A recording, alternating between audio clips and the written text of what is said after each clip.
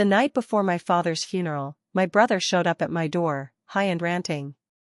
"Dad's gone, so where's my share of the money?" He pushed past me, tearing through drawers. My husband stood in shock. "You're robbing us after everything we did for you?" My brother sneered, "It's my right." I sighed and handed him an envelope. "Actually, Dad left you something special." When he opened it, he collapsed in tears. "Last week, I lost my dad. He passed away after a slow, painful battle with lung disease.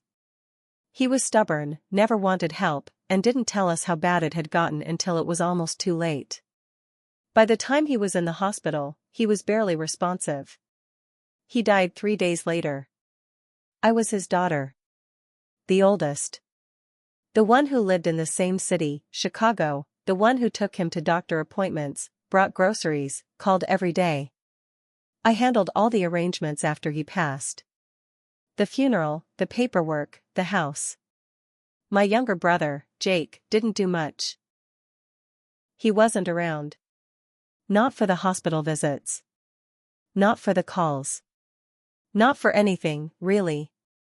He lives about an hour away in Joliet, but you'd think he was on the moon by how absent he's been. Jake and I used to be close when we were kids. But after high school, things changed. He got into drugs. First weed, then pills, then whatever he could find. He's been in and out of rehab. He's stolen from my parents. He stole from me. He's broken into houses. He's lied so many times I stopped believing anything he says. But he's still my brother. So I let him know about Dad's passing. He texted back once. Said, "Damn. Sorry. That was it. No offer to help. No, when's the funeral?" Nothing. I figured that was the end of it. Then last night, the night before the funeral, he showed up at my front door. It was about 8:30 p.m. Mark, my husband, and I were sitting in the living room. We'd just finished a silent dinner we barely touched. I hadn't even gotten out of my black dress from earlier. There'd been a small memorial at the church with family. The house smelled like flowers and leftover casseroles people dropped off. The doorbell rang. Not a soft press, like someone politely asking to come in. It was a rapid, loud, aggressive ring. I looked at Mark. He frowned. I opened the door and saw Jake. He looked like hell. He was sweating even though it was cold outside. His hoodie was stained and torn. His jeans sagged like he hadn't washed them in a week. His eyes were wide, glassy. I knew that look. I'd seen it too many times. "Where is it?" he asked. I didn't even say hi. "Where's what?" "Dad's money. The house. The will. Whatever he left. Where is it?" I froze. Mark got up and stood behind me. Jake pushed his way into the living room like he owned the place. Mark stepped between us. "What the hell are you doing, man?" Jake didn't even blink. "Dad's dead. I have a right to his stuff. I'm his son too. You think you're just gonna take everything?" I felt my chest get tight. "Jake, you weren't even around," he cut me off. "You think that matters? He's my dad. I want what's mine." Then he started pulling drawers open. "In my house." He went to the desk near the front window and started yanking out drawers, rifling through papers, mail, even pulling out a box of sympathy cards we hadn't opened yet. Mark moved fast, grabbed his arm. Inside was a letter. Just a single sheet of lined paper. Dad had handwritten it about 3 weeks before he died. He gave it to me the day he realized he wasn't going to recover. Told me to hold on to it until Jake asked for his share. Jake stared at the paper, reading. His lips moved slightly. Then he sat down, hard, on the edge of the couch. He didn't say anything for a long time. He just sat there, shoulders hunched, letter in his lap. Then he started crying. At first it was quiet, just a few sharp breaths. Then full-on sobbing. ugly crying. His whole body shook. Mark didn't move. I didn't either. We just let him cry. I could see part of the letter from where I stood. I knew what it said. I'd read it a dozen times, trying to decide if I should give it to him or not. Dad didn't leave Jake money. He left him words. A lot of hard ones. He wrote about all the chances Jake had been given. About all the trust he broke. About the time he stole our mom's wedding ring. About the rehab bills. About the phone calls that always ended in shouting. But he also wrote that he still loved him. That he didn't hate him. That he wished he had more time to fix things. He said he didn't leave Jake money because money had never helped him. That what he needed couldn't be bought. There was more. A lot more. But that's not my story to tell. Jake stayed on the couch, crying into his hands.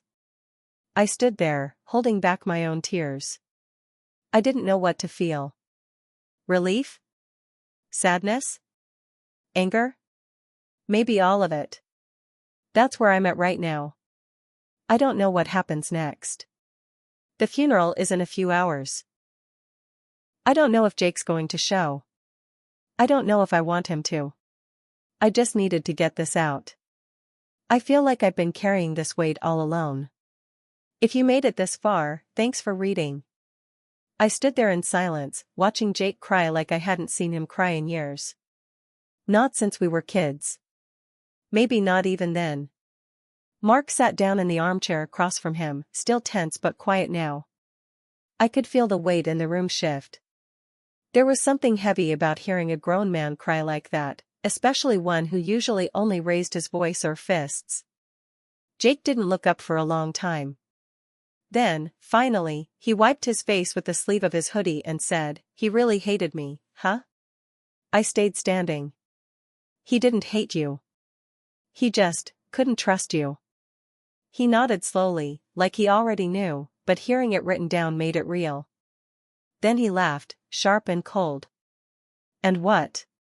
You think that letter fixes everything? No, I said. I think it was the only thing he could leave you. He shook his head. You know what pisses me off? You act like you're so clean. Like you never did anything wrong. You don't think you ever disappointed him? That hit me sideways. I said nothing. I wanted to scream. I wanted to throw something. But instead, I picked up the photos from the floor. My hands were shaking.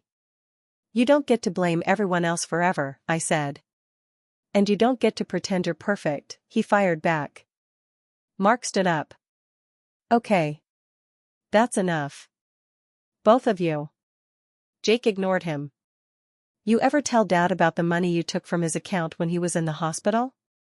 My whole body froze. Mark looked at me. What's he talking about? I felt sick. That's not what it sounds like. Jake laughed. Really? 'Cause it looked pretty damn clear when I saw the bank statements. You transferred $3,500 to your own checking account. I paid for his medical supplies, I said. The hospital bed? The oxygen tank? The nursing aide that came the last week? He didn't have long-term care. Medicare only covered so much. Jake looked smug now, like he caught me in something. Sure. But you kept the change, didn't you? My face was hot. He told me to. He told me, if there's anything left over, you keep it. For everything you've done. Mark didn't say anything, but I could see the doubt in his eyes. Funny how that's not in writing, Jake said, crossing his arms. You weren't there, Jake. You didn't see him lying there, coughing up blood. You didn't wipe his mouth or feed him soup. You didn't clean him when he couldn't make it to the bathroom. Jake went quiet again. His arms dropped to his sides. The doorbell rang. All three of us turned toward it. Mark walked over slowly, glanced through the peephole, and frowned. It's Greg. Greg was our cousin, Dad's nephew. He lived out in Evanston and worked at a law firm. We hadn't seen him since the last family barbecue 2 years ago, but I had emailed him about the funeral. Mark opened the door. Greg stepped in, wearing a black coat and holding a small, sealed manila folder. Sorry to drop in so late. I tried calling, but no one answered. I looked at the folder. What's that? He cleared his throat. This is Dad's updated will.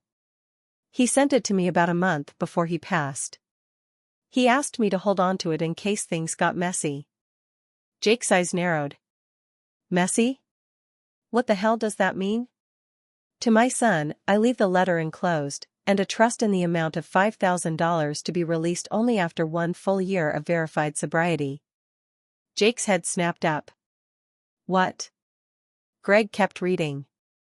The trust is being held by my cousin Greg until the time conditions are met. If they are not met within 3 years of my death, the trust dissolves, and the funds are to be donated to a rehab center in Chicago. Jake's face turned red. He didn't speak. He just stared at me, then at the letter in his hand, then back at Greg. That son of a, don't, I cut in. Don't say it. He clenched his fists. Mark stepped closer, ready in case he lashed out again. But Jake didn't. He stormed out the front door, slamming it behind him so hard a picture fell off the wall. None of us moved for a while. Greg exhaled, folded the will, and put it back in the folder. I'm sorry, he said. But your dad knew exactly what he was doing. I sat down, exhausted. My hands were still gripping the edge of the table like I might fall over without it. I didn't know what was coming next. But I had a feeling it wasn't over. I didn't sleep that night. After Jake slammed the door, I sat on the couch with my hands in my lap, staring at the envelope he dropped on the floor. The letter from Dad, now crumpled and smudged with tears, just lay there between the legs of the coffee table like some kind of emotional bomb had gone off. Mark paced the kitchen for a while, then eventually sat beside me, rubbing his hands over his face. What the hell just happened, he mumbled. I don't even know, I whispered. Greg left a little after that. Said he'd be at the funeral tomorrow and that I should call if Jake came back. We both knew that was likely. Jake didn't leave things alone. Around 3:15 a.m., just when I thought the night couldn't get any heavier, I got a phone call. The gas station was half lit, and Jake was sitting on the curb near the side, his hoodie pulled over his face. He looked smaller. Like a kid. I pulled up, rolled down the window. He stood up slowly and walked over. I expected him to yell. Or rant. Or beg. But he just said, I think someone's following me. What? He slid into the passenger seat, looking over his shoulder. I don't know. I left your place. I walked around for a while. Then this guy started showing up everywhere. Blue car. I saw it in like 3 spots. Then he pulled into the lot. I didn't recognize him. He just sat there. Didn't get out. I called you. I looked around. No blue car. I think it's someone Dad owed, he said, cutting me off. I froze. What are you talking about? Jake glanced at me like I was dumb. Come on. You really think Dad was just a lonely old man with a pension? He used to gamble. He owed people money. Even when I was a kid, guys would show up, talk to him outside. I saw it more than once. I swallowed hard. Jake, that was decades ago. Debt doesn't always go away. Maybe they didn't come for him. Maybe they came for what he left. We sat in silence. Are you high right now? I asked finally. No, he said flatly. I took something earlier. But not now. I'm clear. I'm scared. I didn't believe him. Not entirely. But I believed the fear in his voice. I drove him back to our place. When we walked inside, the front door was unlocked. I know I locked it before I left. Mark was asleep on the couch, but he jolted upright when we walked in. "You left the door open?" he asked, rubbing his eyes. "No," I said. "I didn't." We looked around. Nothing was missing. No drawers were open. No signs of a break-in. Except the envelope with Dad's letter? It was gone. I checked the floor, the couch, the trash, even the hallway in case it slid under the table. Nothing. "Did you take it?" I asked Jake. "No," he said, genuinely confused. Mark checked the side door. It was cracked open. That's when I started to panic. Why would someone steal that? Jake sat down at the kitchen table and put his head in his hands. "Maybe Dad wrote something in it. Something they didn't want us to have." "Like what?" Mark asked. "It was just a letter." Jake shook his head. "No. Not the one you saw. There was more." "What?" "I didn't say anything earlier, but there was a second page. It was folded behind the first. It was addressed to me." I felt my stomach twist. "What did it say?" He looked up slowly, eyes wide. It said, "Don't trust Greg." The air went cold. Mark stared at Jake. "What?" Jake nodded. "It said he handled things badly years ago. That if he shows up, not to believe everything he says. That he tried to screw Dad over once with the old will. That didn't make sense. Greg was a lawyer. Clean-cut. Family guy. Always professional." "Are you sure?" I asked. "I swear to God. That's why I ran out. I didn't know what to do. I thought maybe it was old man paranoia. But now the letter's missing? Come on." Mark looked at me. "Why didn't you say anything earlier?" Jake's voice cracked. "Because every time I say something, no one believes me." There was a beat of silence. Then Mark said, "We need to talk to Greg. Before the funeral." And that's exactly what we planned to do. We didn't sleep the rest of the night. Mark made coffee just to have something to do. Jake paced the living room, mumbling to himself.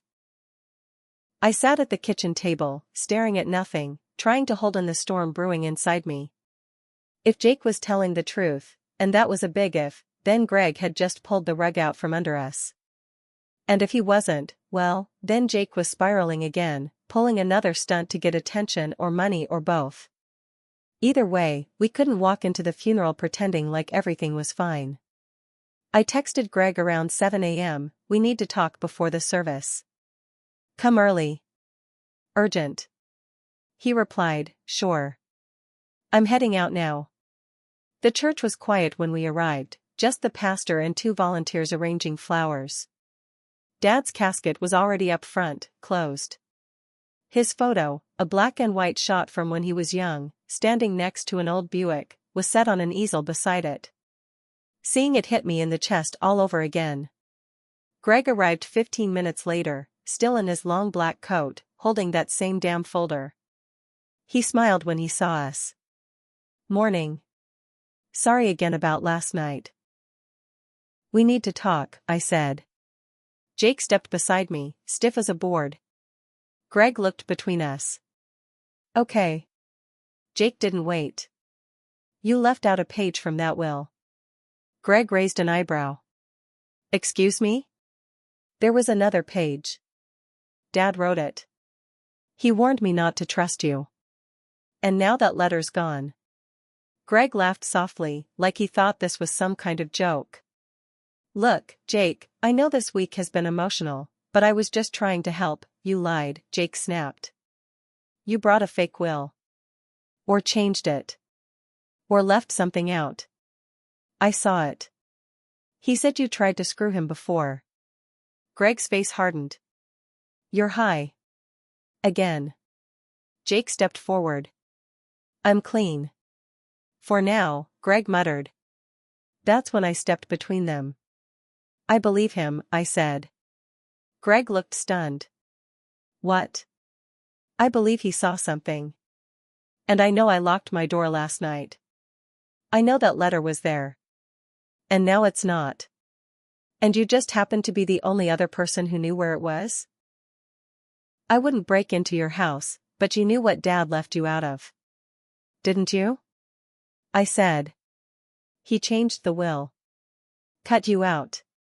And you thought we wouldn't notice if you slipped a fake in. Greg didn't respond right away. But his expression changed, just for a second. A flicker of guilt. Or regret. Mark stepped forward. We're not accusing, Greg. We're asking for the truth. Greg looked down at the folder in his hands. Then back at us. And then, finally, he sighed. Okay, he said. Yes. There was a second page. And yes, it said that about me. But it wasn't the truth. Your dad was confused near the end. He blamed me for a business deal that went south in the 90s. I lost him some money. It wasn't theft. It was bad timing. He never forgave me. I felt cold all over. So you removed it? I asked. I didn't think it mattered. The rest was legal. But that last note, it would have poisoned everything. Made Jake spiral again. Made you turn on me. I was trying to keep the peace. You stole from us, Jake said, stepping in. You changed what he left. You knew that trust was my last shot. Greg swallowed hard. You were never going to last a year clean, Jake. That money would have killed you. Jake shook his head, eyes glassy. It wasn't about the money. It was about proving I could earn it. At that moment, people began arriving, uncles, cousins, old friends. Greg looked around, nervous. We should do this later. Not now. No, I said. Now. And in front of the dozen or so early guests, I stepped forward, voice shaking. My dad left me everything because I was here. I don't feel good about that. I don't want to fight with my brother at his funeral. But what you did, removing his words, changing his will, breaking into my house to clean it up, that's not protecting anyone. That's control. That's manipulation. Greg didn't respond. And then Jake, my screw-up, broken, disaster of a brother, walked up to the casket, looked down at Dad's picture, and started talking. Pop, he said quietly, but loud enough for everyone to hear, I know you were disappointed in me. But you didn't need to buy me back with money. That letter, it said more than cash ever could. And yeah, maybe I'm not perfect. But I'm here now. Then he turned around and walked straight out of the church. No drama. No yelling. Just left. And for some reason, that broke me more than anything else. After the funeral, Mark and I sat in the car for a long time. I didn't start the engine. We just watched the guests slowly trickle away. Greg came up to the window. I'll turn in the correct will, he said. The full one. With the second page. I'm sorry. I nodded. You should be. He walked away. I haven't talked to Jake since. I heard from someone at his rehab center that he checked himself in again. Voluntarily. Said he needed to prove something. I don't know if he'll last a year. I hope he does. But that's not up to me. What I do know is that families are messy. We hold too much back. We try to clean things up after people die, make it look neat, polished, safe. But grief is never clean. It's ugly. It's screaming at your brother on the night of your father's funeral. It's watching someone cry over a letter. It's realizing you've been wrong in ways you didn't even know. Dad wasn't perfect. Neither were we. But for once, we told the truth. And that's worth something. Even if we're still figuring out the rest. I still don't know if Jake and I will ever be close again. But for the first time in a long time, I'm not pretending everything's okay. I'm just letting it be what it is. Messy. Real. Mine.